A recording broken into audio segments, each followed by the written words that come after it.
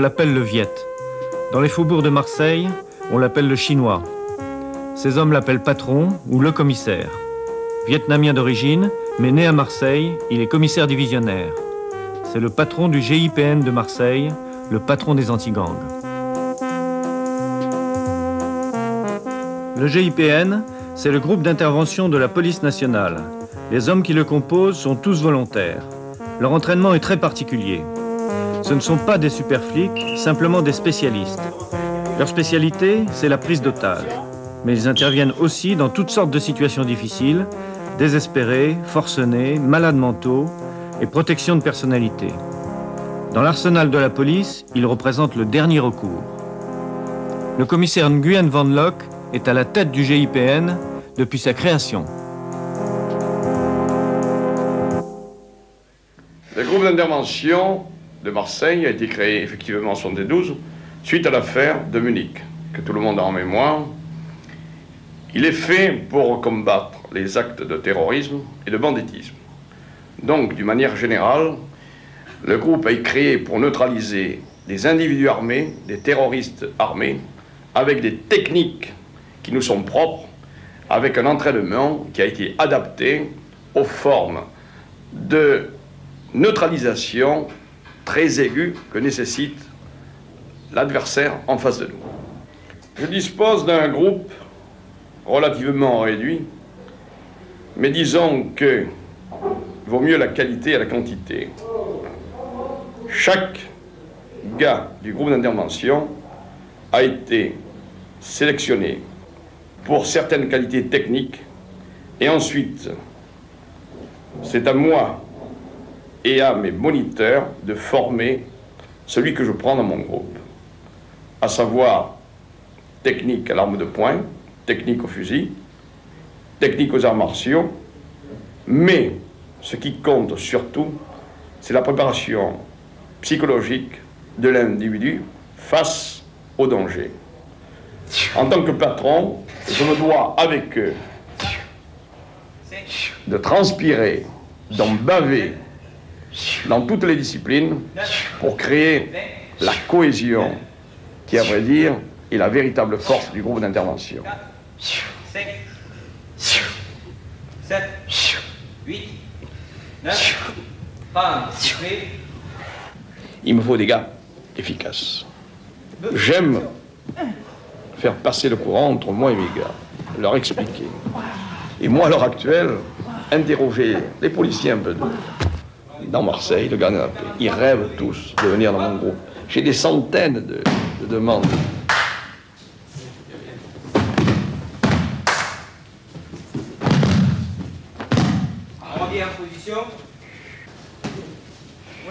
En ce qui concerne les arts martiaux, je me suis appliqué à former mes gars au combat de rue, c'est-à-dire au combat de tous les jours, avec des prises bien précises, adaptées à la neutralisation de l'individu. On se prépare toujours, les mains, on surveille l'arme, Marie.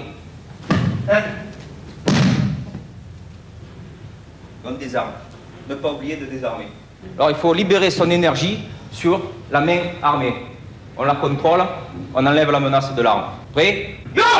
Chaque fois devant nous, il y a un fusil, il y a un revolver, il y a un truand, il y a un forcené, il y a un dingue de la gâchette. Il faut dominer l'événement.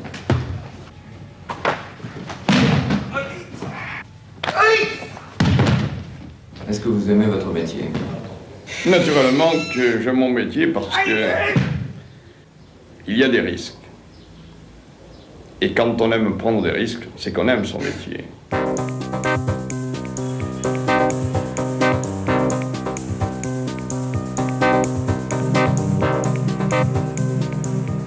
C'est directement sur le Vieux-Port que se trouve la base du GIPN. Plus exactement dans le Bas-Fort, à côté de la Légion étrangère.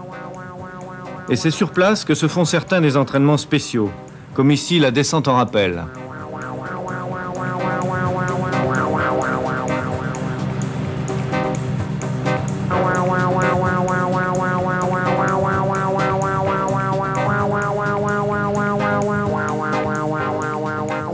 L'entraînement physique, c'est plusieurs fois par semaine le parcours du combattant. Surtout pour entretenir la forme. Car être toujours en forme, c'est indispensable pour eux. Une affaire peut démarrer à tout instant et durer des jours et des nuits. Mon secteur est défini par une note ministérielle qui me donne compétence sur la moitié sud de la France. C'est-à-dire à peu près quel périmètre Disons, prenons Lyon, on tire un trait à l'horizontale, ça irait jusqu'à Nantes et tout le sud.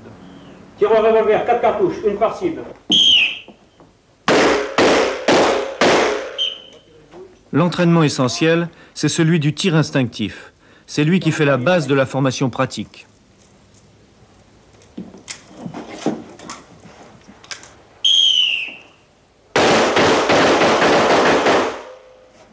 Retirez les douilles. Vérifiez encore. Fermez le barillet.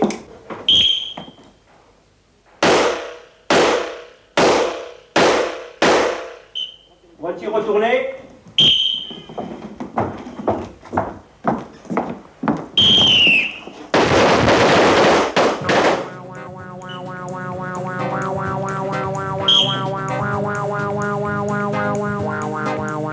Le tir de précision, c'est encore une autre technique. Ici, la vitesse d'exécution ne compte pas. Ce qu'il faut, c'est toucher.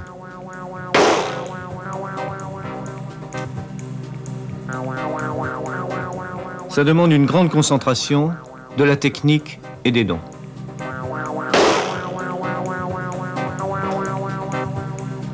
Le professeur de tir du groupe nous fait la démonstration de ce tir de précision dans toutes les positions. Je suis le seul professeur de tir des Bouches-du-Rhône. Et bien sûr, j'ai été appelé au GIPN en 1973 donc pour donner les bases de tir propres à ce GIP pour les diverses interventions. Les fonctionnaires tirent aussi bien de la main droite que de la main gauche. Et ça, c'est très important. Parce que dans ce tir, on demande beaucoup de technique et beaucoup de sang-froid, suivant les interventions que nous devons en faire. Chez nous, il ne suffit pas d'être un bon tireur et de sortir son arme à bout de champ n'importe comment, n'importe où. Mais le but essentiel, c'est de sortir son arme quand il le faut et là où il le faut. Notre devise, c'est de tirer vite et juste. Avant de venir à Marseille, j'ai formé des moniteurs de tir à Paris. Je faisais bien sûr l'escorte du général de Gaulle, donc des hautes personnalités. Bon, il y a combien de cartouches là, monsieur Caparros? Il y a 30 impacts. Et ils sont tous centrés? Ils sont tous centrés. Nous sommes amenés, tout naturellement, par la technicité et la préparation des gens de mon groupe, à assurer des mesures de sécurité des personnalités, de celles qui sont menacées, d'assurer la sécurité de magistrats dans des procès pour des formes de banditisme aigu qui veut que mon groupe soit là prêt à intervenir. De la prison des Baumettes jusqu'au palais de justice, il aura fallu quelques minutes seulement. Et à chaque fois, l'itinéraire est différent. Même les hommes du groupe l'ignorent.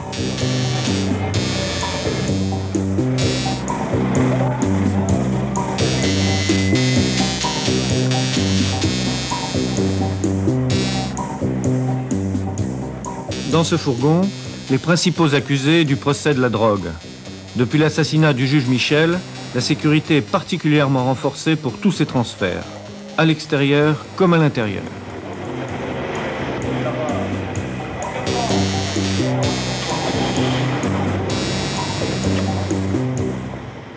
Voilà l'ensemble du matériel dont dispose le GIPN. Est-ce que vous pouvez me dire en quoi il consiste? Nous avons ici un fusil à longue portée, c'est-à-dire qu'on peut tirer à 100 et 200 mètres avec une efficacité totale.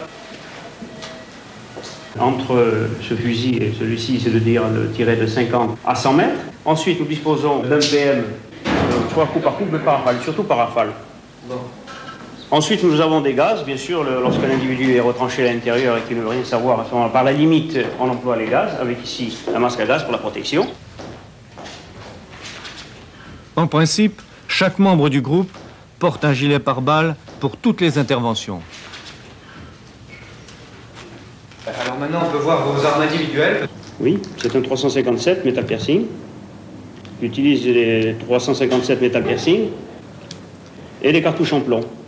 Alors, suivant l'intervention que nous avons à faire, si on intervient là où il y a du monde, pour éviter les ricochets, on a bien sûr la cartouche en plomb. Et la metal piercing, c'est pour éventuellement arrêter une voiture en course. Commissaire, c'est votre arme personnelle, celle-là. Qu'est-ce que c'est comme arme? C'est pour moi certainement le meilleur revolver du monde. Le MR73 Magnum 357 manuel. Arme française par excellence. Et je suis fier de l'avoir.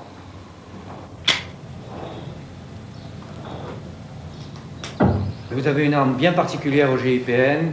Nous avons une carabine autrichienne Voer montée avec un laser américain. Le laser américain est un laser qui porte un rayon entre 0 et 100 mètres, ce qui fait que le faisceau dirigé sur un éventuel agresseur ne loupe jamais sa cible.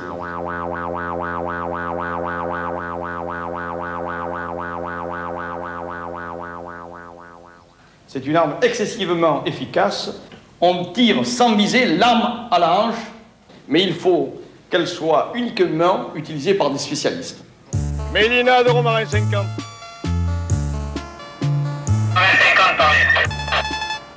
Autorité GIPN sera rue des Accoules. Terminé.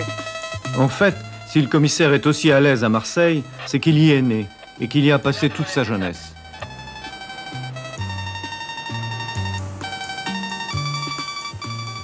Je suis né tout bêtement à Marseille, dans les vieux quartiers, qu'on dit Le Panier.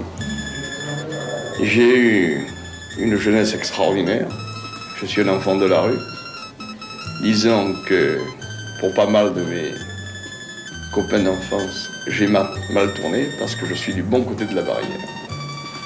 Et effectivement, pas mal sont morts de morts violentes. J'ai eu une enfance très heureuse dans ces vieux quartiers de Marseille. Une enfance d'enfant de la rue, très libre, sans voiture. C'était les copains. C'était la liberté totale pour l'enfant. Les vieux quartiers de Marseille, c'était pour moi déjà ma petite bande. On faisait la guerre des quartiers. C'était des petites bagarres de gosses, sympathiques. 2 ou 3 fois, j'ai eu la carte de sourcilière ouverte.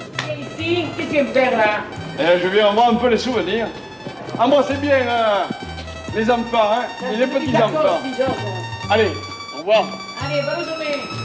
Quelque chose quand même d'émouvant de retrouver un peu ces souvenirs d'enfance, de retrouver des odeurs, des couleurs de ciel, des rues étroites, des volets qui claquent dans les dehors. Et alors ce qui est symptomatique, c'est dans ces petites rues, partant de Mistral, il y a une ambiance qui est particulière au vieux quartier de Marseille.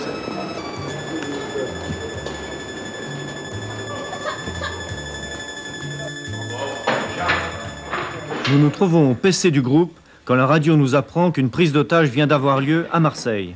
Le groupe est mis en préalerte. Bon, commissaire, il y a une préalerte là maintenant. Oui. Est-ce que vous pouvez me dire à peu près comment ça va se passer, où ça se passe? Est-ce que... Ben écoutez, je vais avoir le PC radio, on va me donner les informations, et ensuite je communiquerai ça à mes gars. Justement, j'ai eu un coup de fil, moi, à midi. Oui. Ouais, un gars qui est enfermé au 4e étage de la rue Paradis, c'est M. Moulin, l'OPJ du 1er arrondissement, qui m'a téléphoné. C'est le 4711. C'est eux qui sont concernés sur cette affaire. Monsieur Nguyen, bon, dites voir, mon équipe est en préalerte là. J'aimerais que vous me donniez des renseignements sur cette préalerte. Voilà, ça se passe, vous m'avez dit, au 39 rue Paradis. Est-ce qu'il y a un ascenseur? Est-ce qu'il y a le numéro de téléphone? Écoutez, mettez-vous en rapport avec Messi Radio, mettez-vous en rapport avec votre collègue, et au fur et à mesure, donnez-moi des renseignements précis. Pourriez-vous me faire avoir les plans de l'appartement dans lequel vivent ces gens-là? Parce qu'éventuellement, on fera une action, je dis bien, préventive, pour éviter que ce gars-là attente à ses propres jours. Éventuellement. Hein. Seulement, encore faut-il que je sois prévenu à temps. Bon alors, donnez-moi le maximum de renseignements, montez le gyrophare, Oh, ok, oui, matériel. et embarquez le matériel. Ok.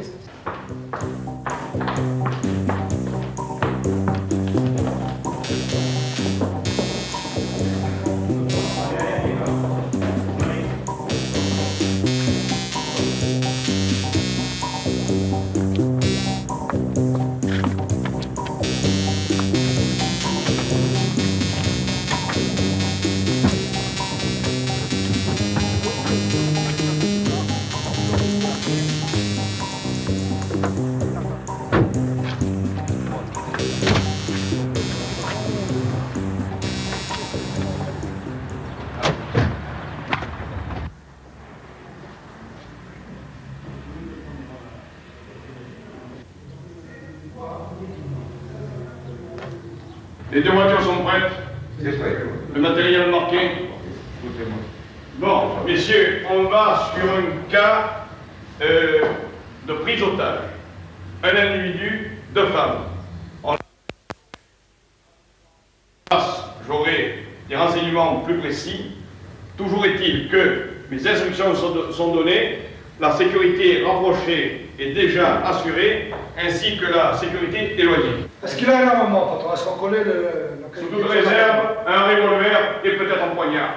Il y a des blessés? Vous ne savez pas? On ne sait pas. Alors écoutez, dès qu'on arrive sur place, vous vous groupez comme d'habitude dans un endroit précis, vous attendez les ordres et les derniers renseignements que je vous communiquerai moi-même. Allez.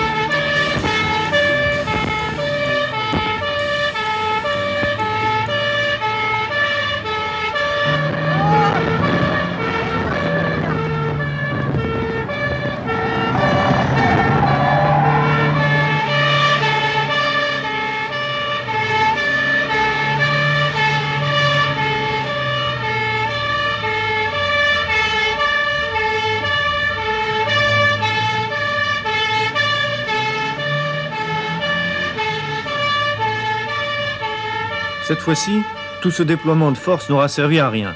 L'affaire a été résolue juste avant l'arrivée du groupe. Mais ce n'est pas toujours le cas. Quelquefois, c'est dramatique, comme à Valence le 10 décembre 1975. Est-ce que vous pouvez me décrire rapidement l'affaire de Valence? En deux mots, un gars condamné à 7 ans de tôle obtient une permission, entre guillemets, pour bonne conduite.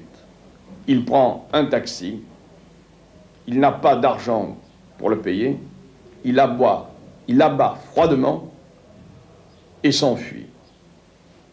Poursuivi par 2 motards pour un feu rouge, il panique, il s'arrête devant un HLM, monte au 3e étage, prend une femme de 62 ans en otage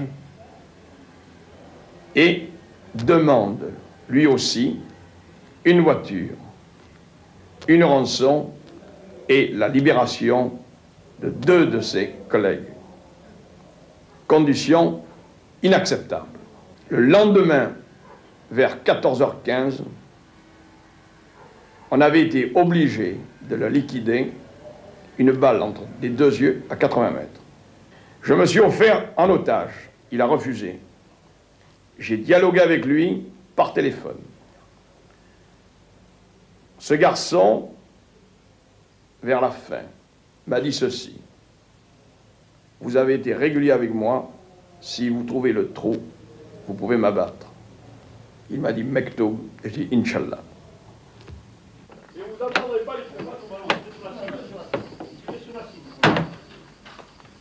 Dans l'affaire de Valence, le fusil à lunettes a joué un rôle décisif.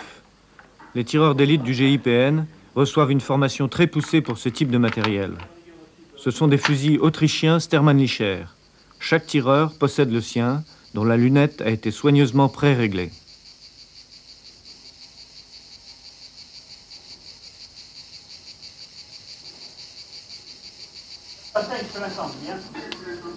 C'est bon. D'accord. 4 à 5. La 3. Sur la 3. Sur la 3. Alors sur la 3, toujours la même chose. Hein, les 3 quarts des 3 à 3. Bon, delta plaisante, alors c'est bon, alors. Il faut continuer comme ça, hein. Non, vas-y. Là encore, la concentration et la technique jouent le plus grand rôle. Ici, au pas de tir, ce sont des cibles en carton et des ballons sur lesquels on tire. Dans la réalité, ce sera peut-être un jour la tête d'un homme. Ok, d'accord. Vous êtes prêts? Alors,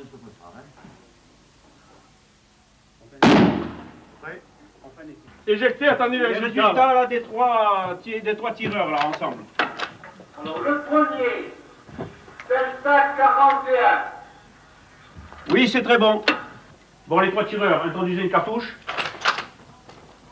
Vous attirez sur les trois ensemble, au top, sur le ballon supérieur. Le tir synchronisé peut permettre éventuellement à 3 tireurs de faire feu simultanément sur 3 cibles différentes sur un top radio. Très bien.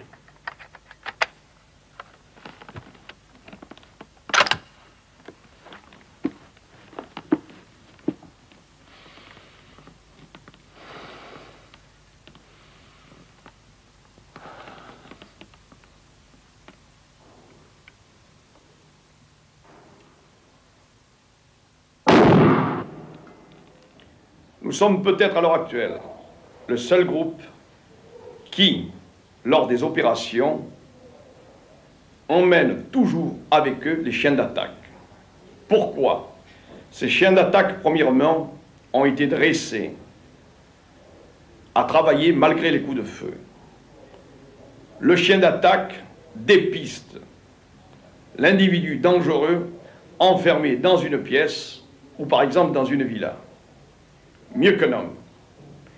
Et le chien d'attaque nous permet à nous de préserver, il faut le dire, notre intégrité physique et d'avoir encore plus d'efficacité parce qu'un chien impressionne toujours l'homme.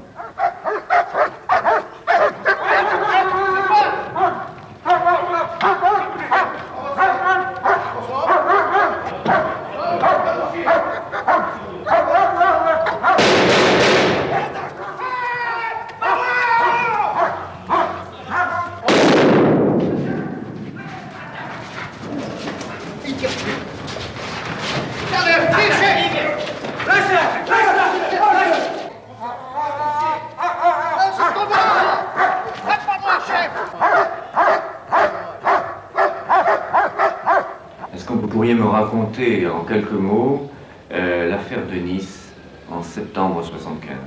La situation, elle est classique. Un preneur d'otage, 2 employés de la banque pris en otage. Le gars était armé d'un revolver, d'un thermos où il disait avoir mis de la nitroglycérine et une demande de rançon de 6 millions nouveaux. Le preneur d'otage avait demandé 2 policiers parce que prenant 2 policiers en otage, il espérait que les collègues policiers ne tireraient pas. Or là, il a commis une erreur fatale pour lui. Mon gars et moi, nous sommes restés enfermés avec lui pendant plus de 3h15. Il y a eu une partie fantastique de poker psychologique. Ce gars-là qui m'a menacé a eu peur. Et pourquoi il a eu peur? Parce que je l'ai enfermé moi-même dans son propre piège. Je lui ai fait comprendre que ma vie était le pendant de la sienne. À la limite, si tu es un de mes gars, moi je me faisais fort de le tuer. Il s'est instauré entre ce truand et moi un dialogue. Ce dialogue m'a permis d'avoir son profil, m'a permis de le peser. En contrepartie, j'ai été régulier avec lui. J'ai voulu lui sauver la mise. Je lui ai donné les chances de s'en sortir. Il a pris ses responsabilités, j'ai pris les miennes.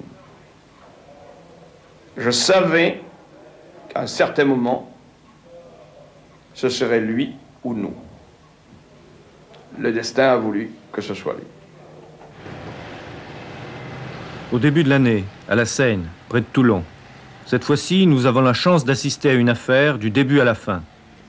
Un homme de 32 ans s'est retranché dans sa maison et tire au revolver dans tous les sens. 80 cartouches jusqu'à présent. Il a bu presque 2 bouteilles d'alcool et ne laisse personne l'approcher. Il s'agit probablement de quelqu'un qui est en pleine crise nerveuse. C'est pas ça, c'est fait tout sauter, la matériel. Mais si, je dis la bouteille à gaz, détonateur. Il lance le détonateur. Quand on a la bouteille de gaz, elle saute. Allez, voilà. Vous avez pris. Oui, vous prenez les grenades. Prenez-moi le matériel. Il va tirer. Le groupe se met en place exactement comme pour une prise d'otage. Car ce type de situation peut devenir très vite extrêmement dangereux. Nous avons quelqu'un d'armé qui a beaucoup bu, qui n'a pas toute sa raison, mais lorsque vous l'entendez discuter, ça a l'air d'un garçon qui se prend effectivement pour un justicier. Il est contre toutes les injustices. C'est un gars qui n'est pas un truand, mais qui est très très dangereux et très déterminé.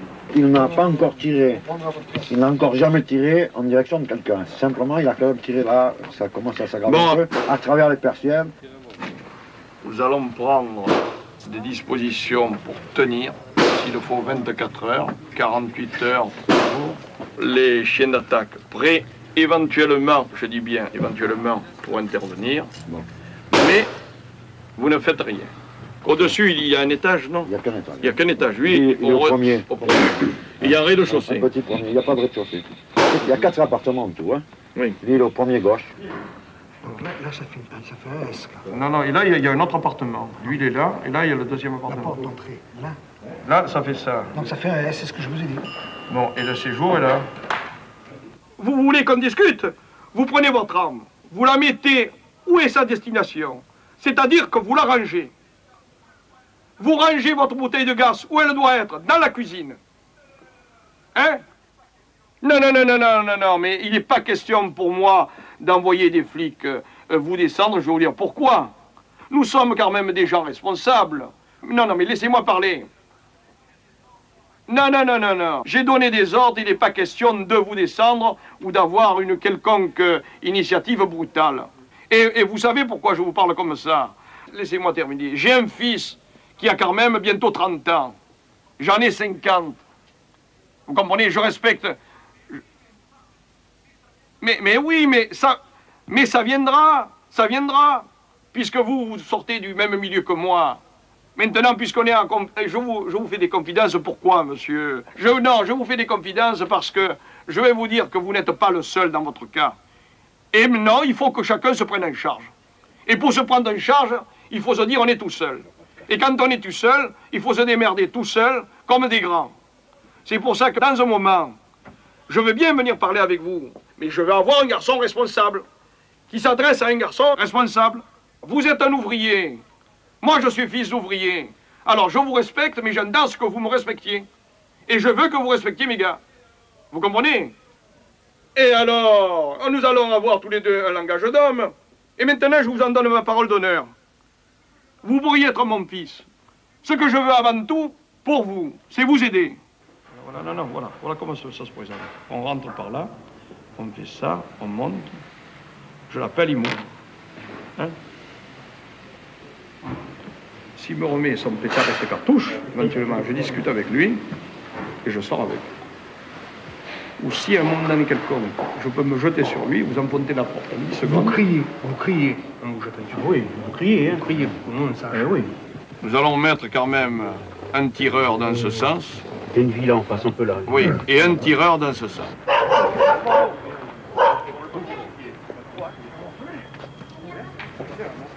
C'est jamais un été, ça. Non, on va faire une chose. On va aller derrière, on va voir la position de la fenêtre, si le gars, si on peut l'apercevoir. Si on peut l'apercevoir. Derrière. Bon, ben on va voir derrière la position derrière. Derrière le bâtiment, je veux te dire. Hein. Je vais mettre un fusil de l'autre côté, la petite fenêtre là qui donne, là, de l'autre côté. Oh. Il y a une petite fenêtre qui donne une genre de lucarne. Ouais, d'accord, ouais. Là, je vais mettre un fusil en face. Mais t'as vu où sont les gars, peut-être que tu peux les mettre là. Hein. Attends. Ouais, là, il y a... Allez. Pas grave. Moi, je vous donne ma parole d'honneur si je viens. Si vous avez la tête sur les épaules. Bon, alors si vous avez la tête sur les épaules, moi je viens sans armes et vous êtes sans armes.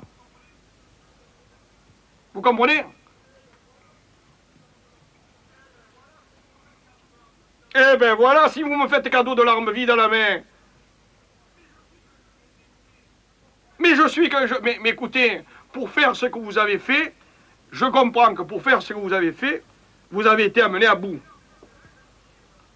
Mais non, mais maintenant, je vais vous dire, petit, je te parle comme ça maintenant. Je vais te tutoyer parce que j'ai de l'affection pour toi. Tu es un jeune, tu es prêt à être mon fils. Et moi, je sais que... Comment 50 ans passés. Oui. Mais écoute, moi, ce que je veux faire, moi, j'aimerais que... On va discuter encore comme ça. Moi, ça me plaît aussi. Je voudrais que tu deviennes mon ami. Je vais te dire une chose, et je te le dis parce que j'ai un peu de pudeur à parler de moi. Mais tu sais pourquoi les truands de Marseille et de Lyon me respectent? Parce que j'ai toujours été... oui. Et dans ma honte, mais parce que je suis un gars régulier. Tu comprends?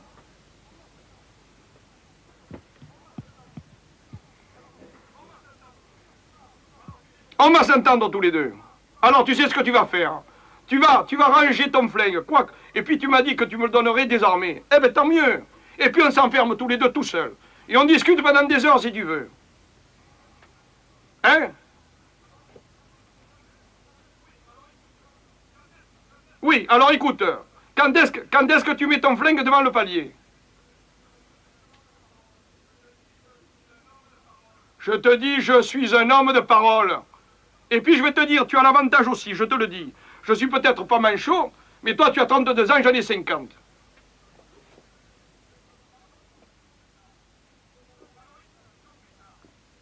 Alors écoute, ton pétard, tu vas le mettre dans 5 minutes devant le palier. Mais qu'est-ce que c'est? C'est de la connerie tout ça. Ça rime à rien, hein? Tu lèves ton chargeur et tu mets ton calibre devant la porte. Et puis moi je viens, on va discuter tous les deux. Alors je suis facilement reconnaissable parce que j'ai la gueule d'un asiatique, hein? Je suis peut-être pas beau, mais c'est comme ça. J'ai ta parole d'homme, hein? Bon, alors moi je vais te dire ce que je vais faire. Je vais venir sans armes. Laisse-moi parler. Je veux voir devant ton palier le calibre des cartouches. Bon, mais monsieur Petit-Jean va m'accompagner devant l'escalier. Il va me dire où tu es. Tu mets ton calibre et ton chargeur devant la porte. Je rentre et nous discutons de ma homme. Comment? Mais oui, petit, je suis persuadé qu'on va s'entendre. Parce que nous sortons, nous tous les deux, nous sortons du même creuset. Pourquoi veux-tu te mettre le pétard sur la tête?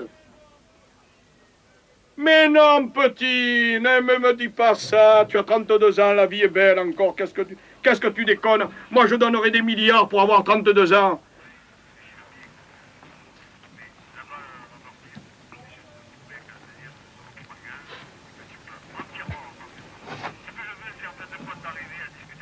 Eh ben voilà, ben on va discuter. Hein, vous faites préparer du café, du sucre, puis j'irai boire le café avec lui. Alors si je vais lui apporter du café, je discuterai avec. Si vous attendez... C'est sa terrasse. Oui, moi je crois qu'on va prendre ça. Moi je crois que la meilleure solution pour Si on entend du bruit, si le type il ouvre la porte, on fonce dedans. Non, il est armé.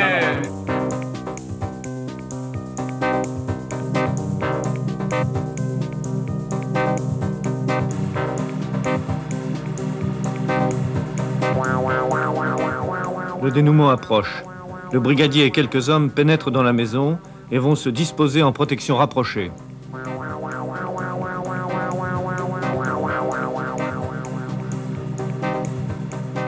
Tous les tireurs du groupe sont en position, prêts à intervenir si la situation dégénère. Ils savent néanmoins qu'ils ne doivent tirer qu'en cas de nécessité absolue.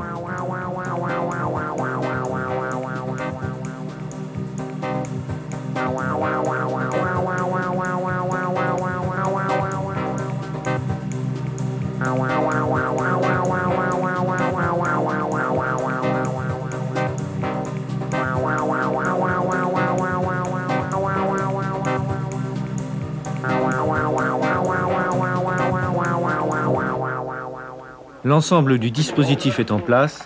Le commissaire entre à son tour dans la maison.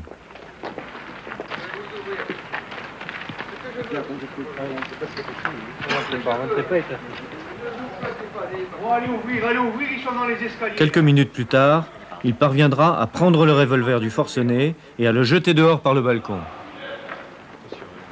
Les hommes du groupe récupèrent d'abord le revolver. Puis ce sont les cartouches et les détonateurs.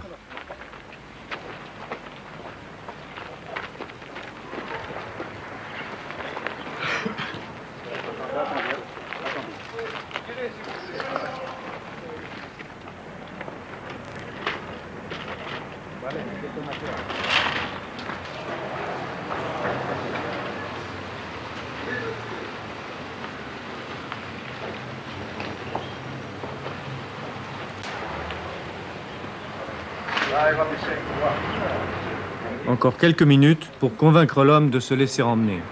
C'est fini? C'est fini. Ça y est, là.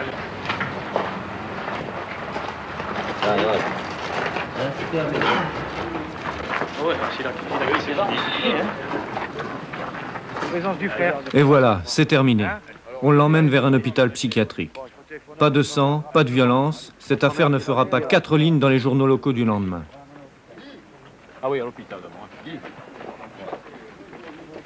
En 1980, cette fois-ci à Marseille, 2 gangsters s'emparent d'un bijoutier, puis d'un boucher qu'ils gardent en otage pour protéger leur fuite.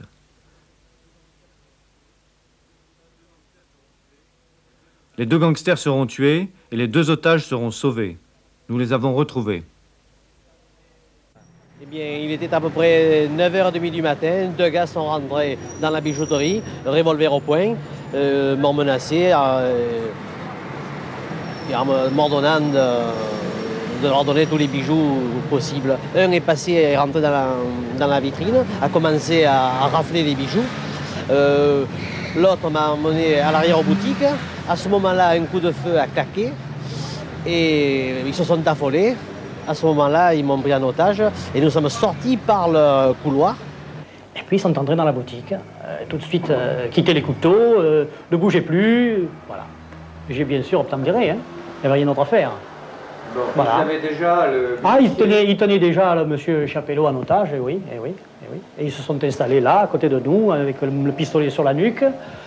Et en attendant que les policiers de la brigade qui étaient déjà là mettent à leur service une voiture, comme ils exigeaient, une voiture pour se lever de devant, pour prendre la fuite. Et ils voulaient que je sois leur chauffeur. On agit un peu comme un automate. On n'a pas tellement la réflexion qui intervient. C'est là encore le commissaire qui vient négocier à plusieurs reprises avec les gangsters. Les 2 otages gardent de lui un souvenir extraordinaire. Je l'ai vu plusieurs fois, il venait là sur le seuil de la porte pour demander aux gangsters d'abaisser leurs armes, enfin bref, il essayait de les raisonner, pensant que l'affaire était terminée pour eux et qu'il était préférable pour eux qu'ils s'en remettent, qu'ils se rendent. C'est un homme formidable.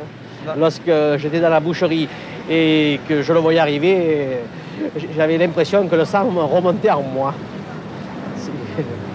Et vraiment, c'est un gars extraordinaire. C'est certainement grâce à son intervention, aux directives qu'il a prises pour que je suis encore là. Et je trouve qu'ils font un métier extrêmement dangereux. On ne les connaît pas, mais ils font un sacré boulot. Avant que m'arrive cette affaire-là, je disais, ils n'ont qu'à tirer, ils n'ont qu'à... Hein? Tant pis. Mais quand on est pris dans le truc, on dit, pourvu qu'ils ne tirent pas. Même si je vis centenaire, j'aurai toujours cette matinée-là à l'esprit. Dans des situations comme ça, on a peur. Est-ce que vous êtes toujours bijoutier? Absolument plus. Je ne veux plus en entendre parler. Non, je me suis recyclé, je suis actuellement magasinier. Je m'occupe d'expédition, de paquets, de courriers. C'était plusieurs agressions pendant la même année? 3 agressions en pas un an.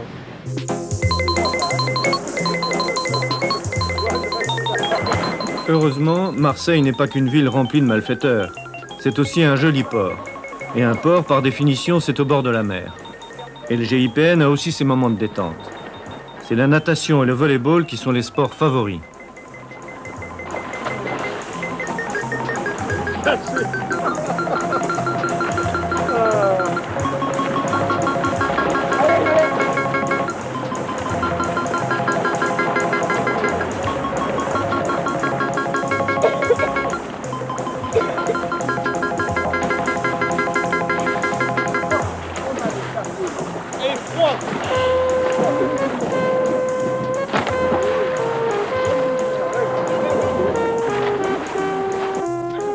Le commissaire est volontiers capitaine de l'équipe de volley et ce qu'il préfère, c'est jouer avec ses 2 fils.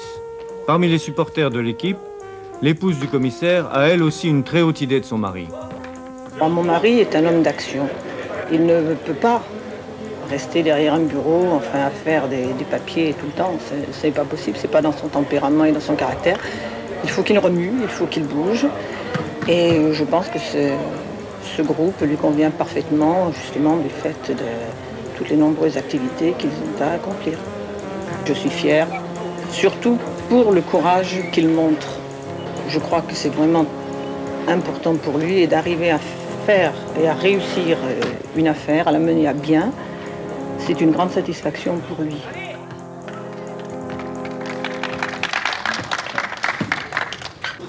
Une autre affaire a failli mal tourner pour le groupe. Elle s'est passée en 82 à Cagnes-sur-Mer. Il y aura 2 blessés dans les hommes du GIPN et le gangster sera abattu.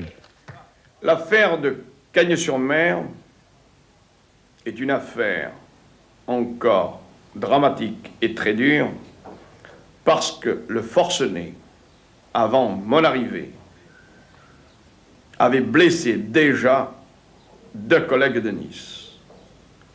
La situation était déjà irréversible et quand je suis arrivé en pleine nuit à Cagnes-sur-Mer, il fallait neutraliser un forcené qui ne voulait à aucun prix se rendre et qui allait vendre chèrement sa peau. J'ai essayé d'ouvrir le placard. C'était un peu dur et au moment où j'ai ouvert le placard, j'ai vu des canons de fusil arriver. Alors j'ai crié canon et j'ai maintenu la porte afin que l'individu qui se trouvait sûrement à l'intérieur ne nous tire pas dessus.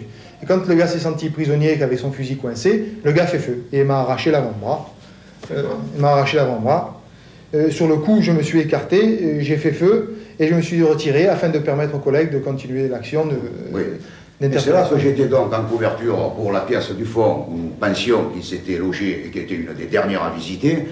Et donc j'ai fait un saut de côté au moment où il a crié canon et j'ai ouvert le feu. Je me trouvais à environ 3 mètres du gars qui, je distinguais donc la cuvette, il était dans les WC.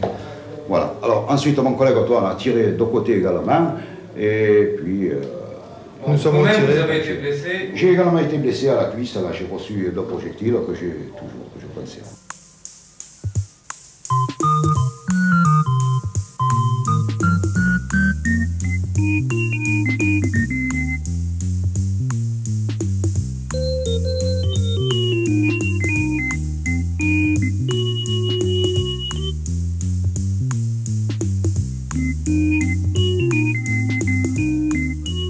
Les nuits de Marseille ne sont pas celles de Chicago, mais elles sont quand même souvent mouvementées.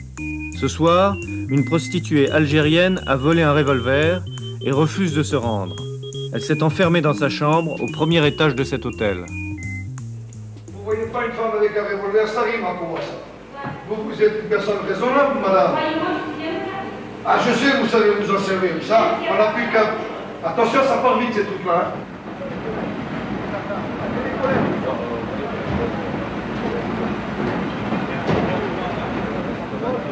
C'est pas bon, voilà. Justement, il y a un commissaire qui arrive. Hein. Attention, lui, il n'est pas raisonnable. Hein. Non, il faut être raisonnable. Qu'elle prenne patience, on est là pour l'aider. Hein. Que ça. Bon, donnez-moi un gilet pare-balles. Rien. Non, moi, un gilet pare-balles. Un gilet pare-balles. Elle veut pas. Elle veut pas. Mais c'est Rendez-vous là. Attention, mec. Moi, je vous vois de là. Non, elle est raisonnable. Oui. C'est une personne qui est raisonnable.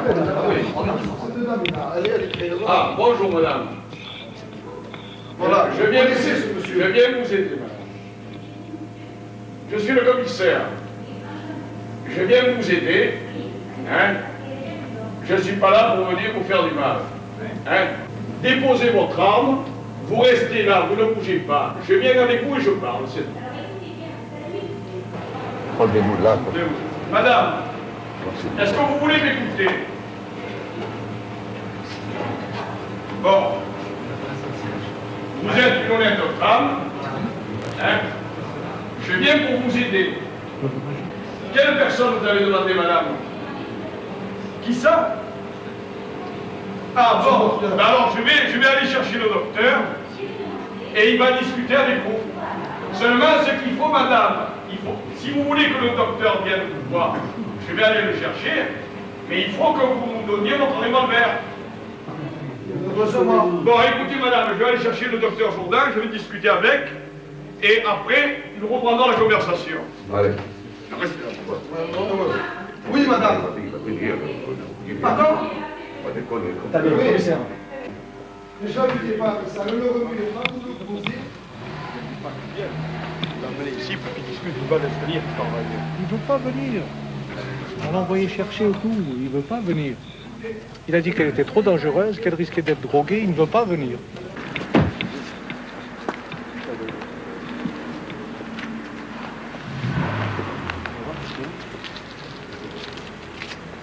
Dégage-moi l'arme, hein.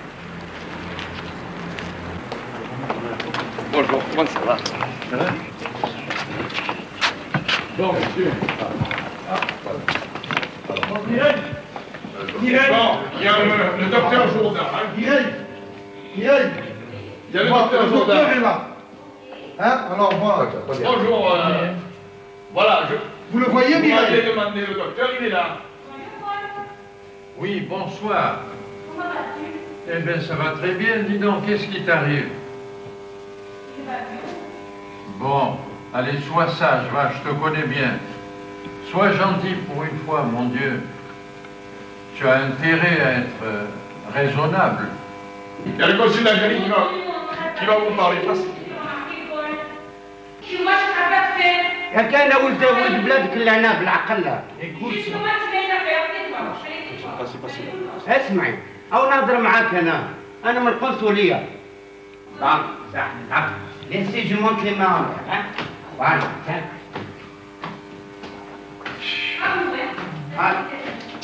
Pointe l'arme vers le ciel, madame. Mais mettez l'arme vers le ciel. Un coup, il peut partir.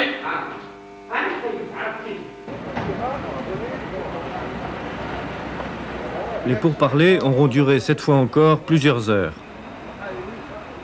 Ah, c'est très bien, merci. Ça y est, le revolver est enfin entre les mains des policiers. Bon, alors elle veut que ce soit moi qui l'accompagne. Cette fois-ci, c'est bien terminé, elle s'est rendue.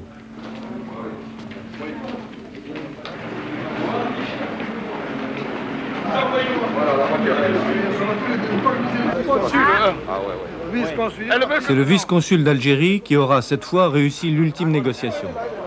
Allez, poussez-vous. Laissez-moi passer là-bas, allez. Allez, je l'accompagne. Allez, montez. Allez, ok, c'est bon. Nous exerçons un métier très difficile. La police n'a pas droit à la bavure. Donc, il ne faut jamais se tromper. Nos actions sont en pari. On le joue. À la limite, il y a la mort. Il faut gagner. Est-ce que vous avez peur de la mort? Avec mon métier, disons que la mort est une sorte de fiancé insaisissable qui s'approche et qui s'éloigne. J'ai en moi un certain fatalisme. J'ai été menacé de mort plusieurs fois. Il ne faut jamais oublier, le temps demeure, les hommes passent. Moi, il y a un mot extraordinaire que Aragon cite. Apprenons l'art, mon amour, d'aimer sans espérance.